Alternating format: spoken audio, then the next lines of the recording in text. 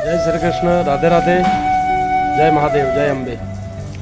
रामायण का एक सुंदर वाक्य मैंने रामायण में पढ़ा था कि जब राम और सीता और लक्ष्मण वनवास की ओर प्रस्थान कर रहे थे तब सभी नगरवासी उनके पीछे पीछे चल दिए, लेकिन राम जी ने बोला आप सभी स्त्री और पुरुष घर जाइए, हमारे पीछे मत आइएगा।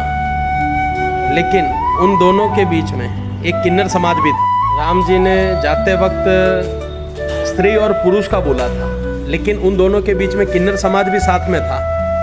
तो किन्नर समाज को लगा कि सिर्फ स्त्री और पुरुषों को घर जाने को बोला है, हमें नहीं। तो वो जहाँ पर उनको रोक दिया गया वहीं पर खड़े रहे। 14 साल पूरे कर जब वनवास लौटकर वापस आए राम, तब देखा कि किन्नर समाज आज भी उनका इंतजार कर रहे हैं।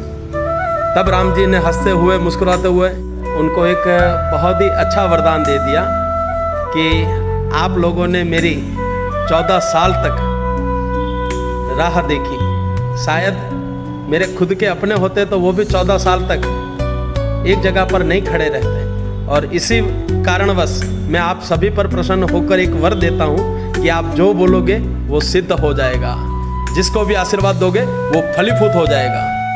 तब से लगाकर आज के समय तक और आने वाले अनंत समय तक, ये पृथ्वी संसार जब तक रहेगा तब तक किन्नर समाज को एक श्री राम जी का वरदान है कि भैया उनसे हो सके तो आशीर्वाद ही लीजिएगा, बद्दुआ कभी मत लीजिएगा, क्योंकि उनकी जबान पर सरस्वती बैठ जाती है जब भी वो बोलते हैं।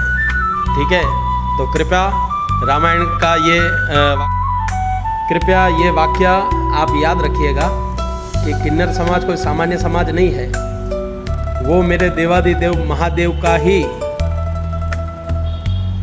तीसरा अंग है, यानी अर्धनारीश्वर। नर और नारी का जो जोड़ है उसे अर्धनारीश्वर बोलते हैं।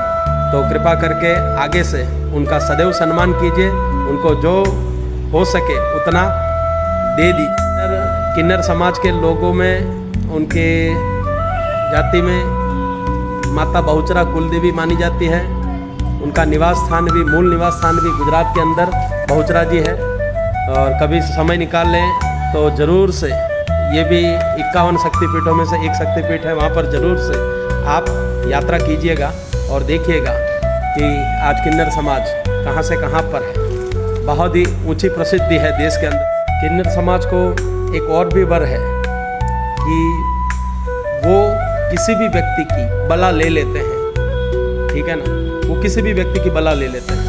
यानी आप पर कोई संकट आने वाला है और संजोगावत कोई किन्नर आकर आपको आशीर्वाद देकर वो आपकी बला ले जाता है, तो समझिए भाई